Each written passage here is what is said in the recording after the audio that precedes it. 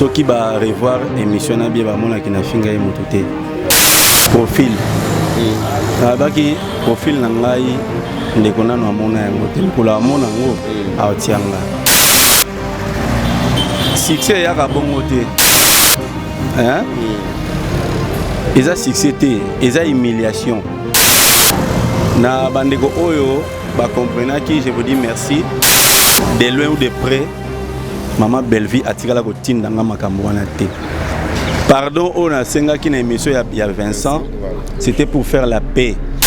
Et le but est que je suis passé aux aveux. Non, non. Je leur demande de cesser avec mon nom. Hein? On a encore tika.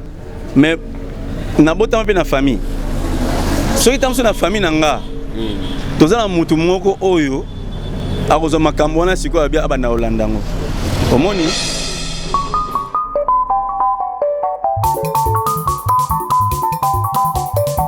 Amfumu lengi lengi Bedu tu yanga leri keri ka ko community selamba Batuge ni fumu ino keri ko je Ah papa uki Sarisa bana Waya luwa mumudila kena Amo YouTube Metro Makengo télévision na Suisse Ozorudu kwangunga mimbot Ima théâtre mana mambot Landa YouTube télévision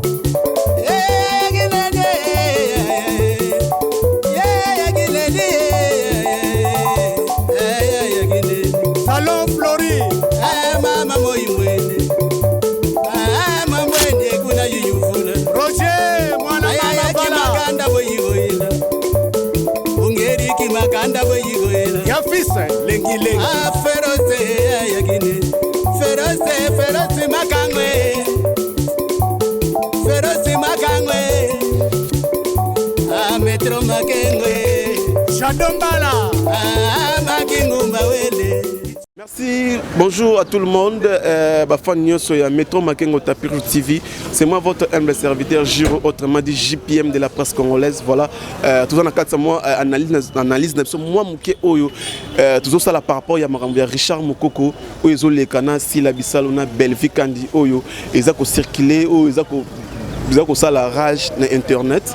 Binomoko bozo bozali boyebi ngai sok na leki ndene sabino Metro Makengo la télé de réalité son na leki makambabe ezalaka. Merci à papa Metro Makengo Simo Kabaka ainsi que sa femme maman Christelle Mbumba Makengo bazola nanga depuis Suisse. Merci à tout le monde, famille Makengo Mobimba, Mifi Makengo place aux Abambote Belé. Merci aussi à Ness Makia Didier Tabo papa na Jonathan. Merci à Salon Fleury Naziri Chikuna bazola nanga. Bon continuez à s'abonner na chaîne Abisso Metro Makengo Tapir TV. Vous ne serez jamais déçus. Merci à l'équerre de l'homme, Irène Ndaya, éclairage public, Aigle Royal, Aigle Jaune. Merci à Francine Ngaloula. Merci à Lisette Molasoko, Azola Nanga depuis France. Merci aussi à Yakati, Amandine, Lydie, Molasoko, Nyonso. Merci à la blonde Molasoko.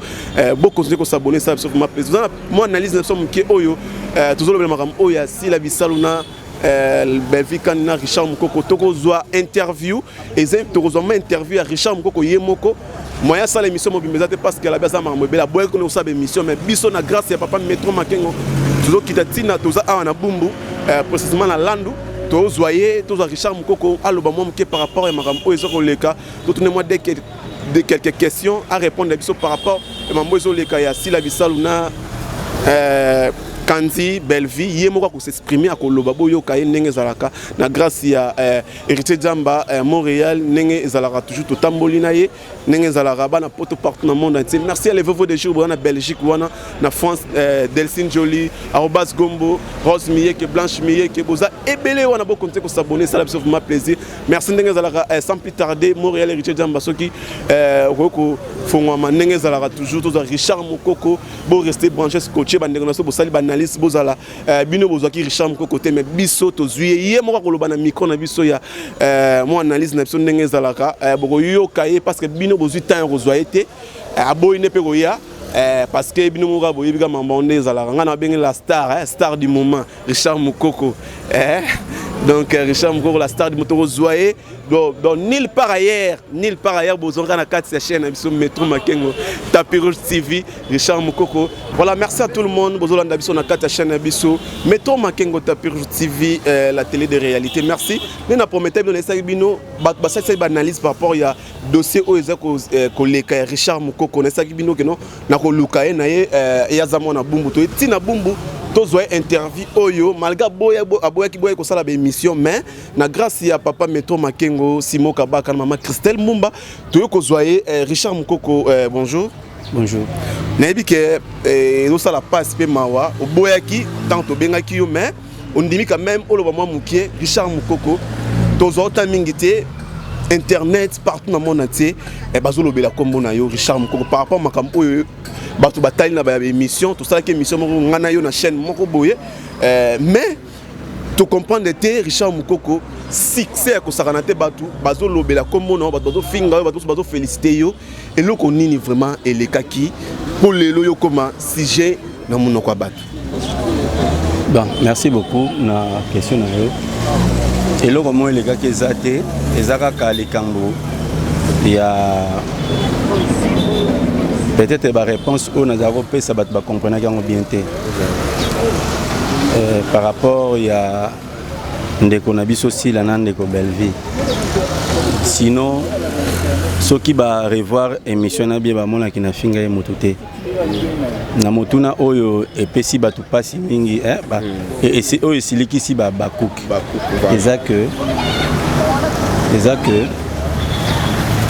profil. Na baki profil na ngai ndeko nanu amona yango te kula amona ngo aotianga. Donc ce que baki succès ça me dérange parce que succès ya ka bongo te. Hein? Ils ont succès, ils ont humiliation. Mais je dis simplement,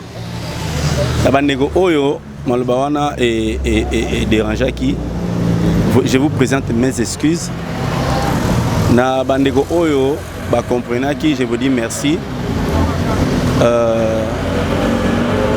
Et puis donc on est humain.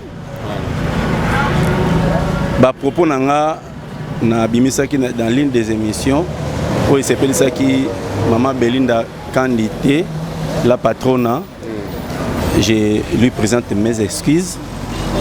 Bah excuse nanga na réitérer na maman Boli na papa Sonzo ba colonie sa groupe Salongo pour moko ya batu o asaki na émission binoté hein voilà. Binozaki titre ne bosaki mais ba o moswana ba montaki ba message et bimi loko ki na fingi ba kolo vraiment bolimbi sanga bandeko bolandaka biso na kokite komiko tsana culture ya ofinga batu na koki ko sala ngote. Richard Mukoko oui par rapport ya nengo zolo batu to talo na émission Vincent na o elobama ki na o elobami par rapport na yo balobi si la pardon Belleville Kandi au travaillerait pas naé tinda kiyo au loba obimisa mama be yangwana c'est faux et archi faux comme ko lobela bat basali banalise oyo ko leka pas Vincent OK c'est un pardon parce que yebi makambo oyo salaki.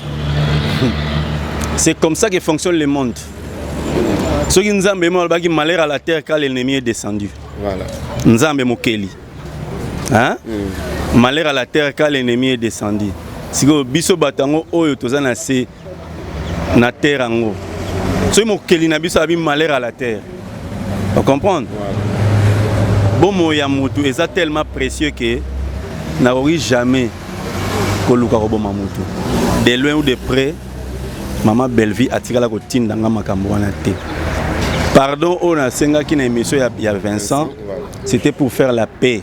On a apaisé bandeko voilà oyo vous comprenez et le but est que je suis passé aux aveux non comprendre je leur demande de cesser avec mon nom hein ngana ko tika mais na botama pe na famille soki tamso na famille nanga tozala mutu moko oyo akozo makambo wana siko abia abana olandango omoni na lingaka poursuite judiciaire te.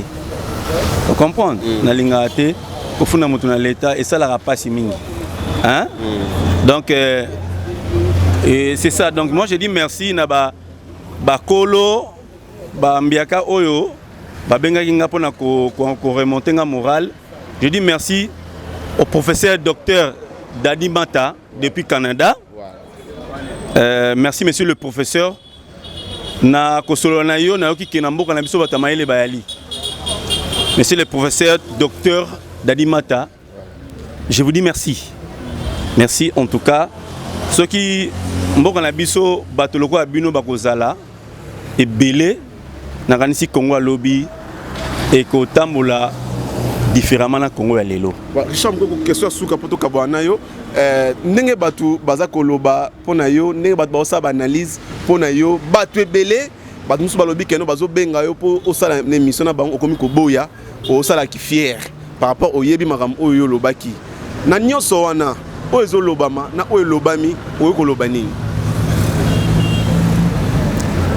ngai na yo na mboka to solo la raté to liak ensemble te ozo benga nga to keno bilanga ko buka masango ese na okende. OK te yonde ko taba makambo babilo ko ebomisa batu nde yango mambo ebomiso babilo. Réponse na nga so babina komi fier balimbisa nga nazo répondre que je suis désolé. Voilà. Hein? Je suis désolé. Po naza mutu mokiliza yangate. Hein? Mokiliza yangate. Il faut nami bangisa. Nami bangisa pourquoi? Pourtant na rosala ba fingi sous maman na tombe sika vanda. Et c'est pas bien. Voilà, monde de la fait par rapport à une interview pour tout ébique, tu vois que tout ça une mission Mobimba grâce à papa Métro Makengo. Voilà. Je dis merci à Wilben Zoka et à staff Love. Palace Love na commune nga. Merci beaucoup. Ouais, au moni faut que ça la authentique. Hein? Faut que ça la authentique. Exactement que navana na bumu na ko sabat navana na gombe. Voilà. So mutu amona nga na bibi na porte lopangu na so malipa na kilote. O bageno na gombe ma pesate. Oboni navana na bumbu. Ah peut-être na venir landu. Hein? Donc c'est ça donc Wilben Zoka bisoyeyo. Voilà. Espace naïe Palace Love. Voilà. Donc ndengeza boye désormais to zalawa. Hein? Wilben Zoka. Donc so yo que non artiste à consommer qui allo baté comprendre que non et à ma belé on est mieux que chez soi. Moi je me sens très à l'aise chez moi à Bumbu. Voilà donc je dis merci à Natacha Pina la manager silencieuse. Je dis merci à Glodis Kabeya depuis les États-Unis. Je dis merci à celle que j'appelle Déborah Toufonso de la fierté de ma province. En tout cas bon séjour chez toi. Zano kandengo zalaka kobangate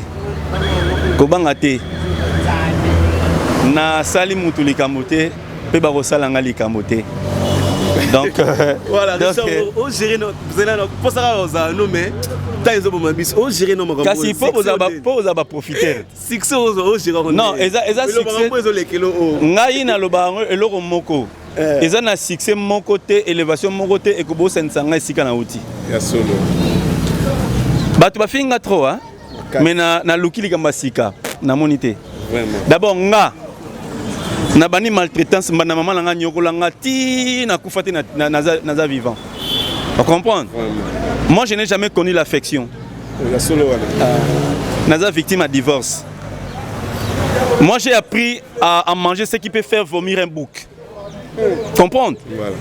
Voilà. Finga zoba, je te dis merci.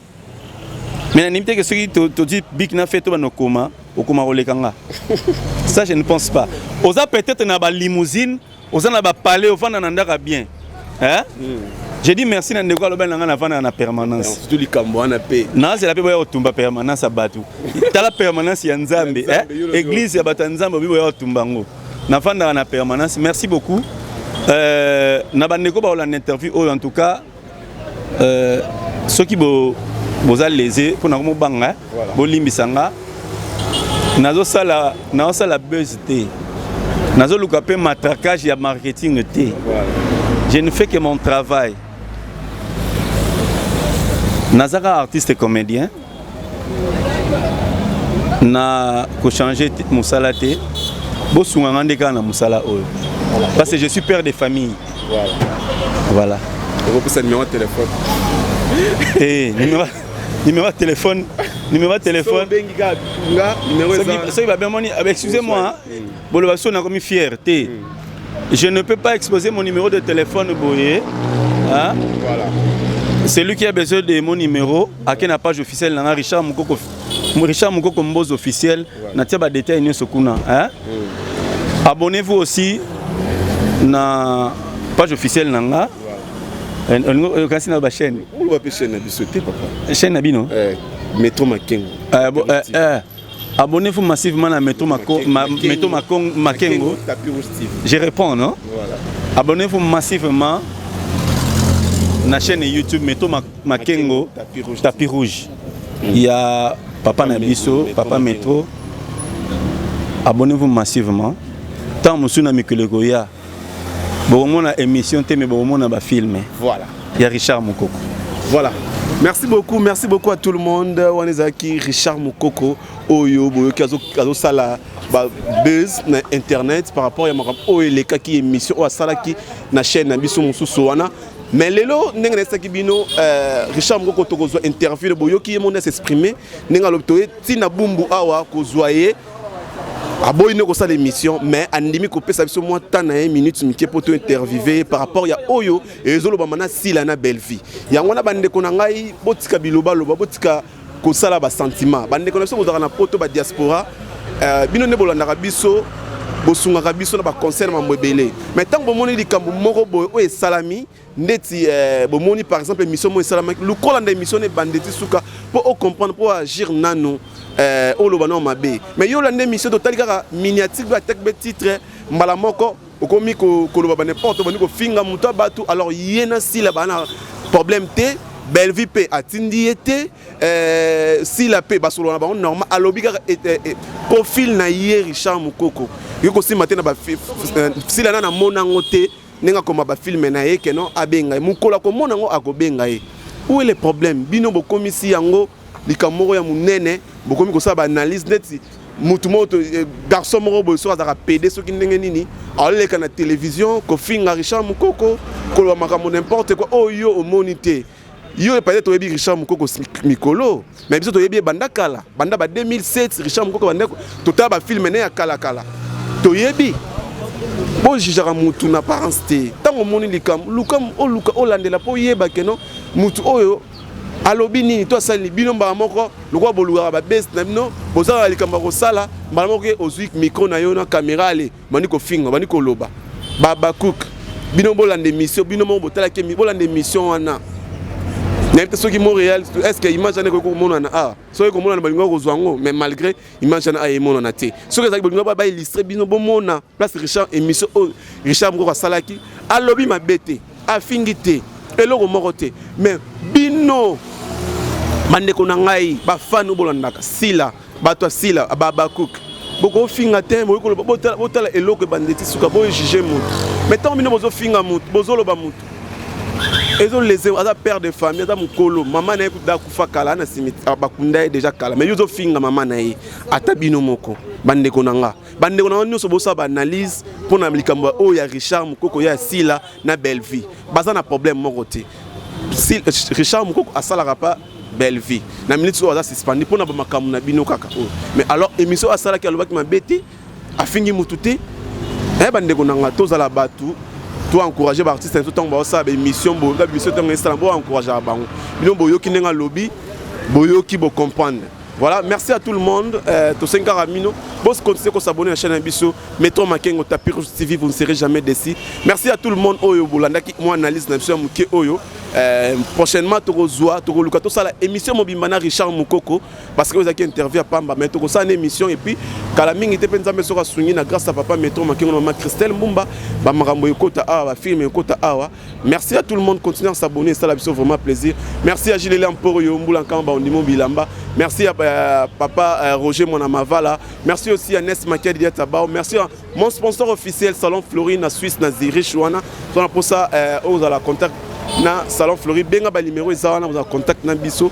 Merci à Foulé Lukisu, merci aussi à Lisette Molasso Komote Magela qui soka soda ya poto.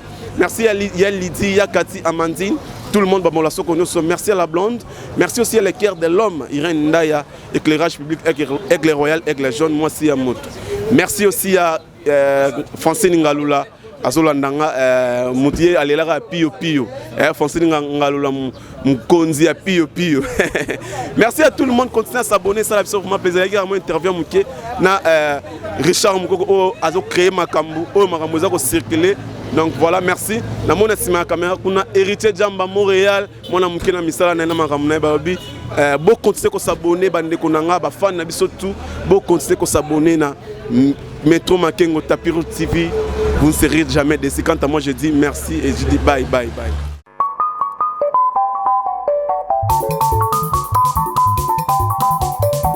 Amfumu lengi lengi bedu tu yanga leri keri ka ko community selamba batuge ni fumu ino keri ko je ah papa uki Sarisa bana baya luamu mudila kena ambo YouTube Métro Makengo télévision na Suisse ozorudu kwankunga mimbot imatea tremana mambot landa YouTube télévision.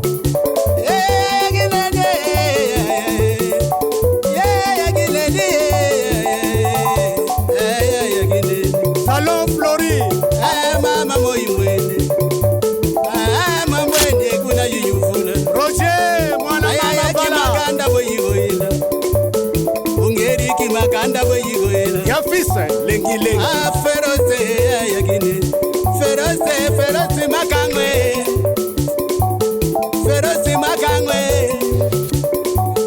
Métro Makengo Shadombala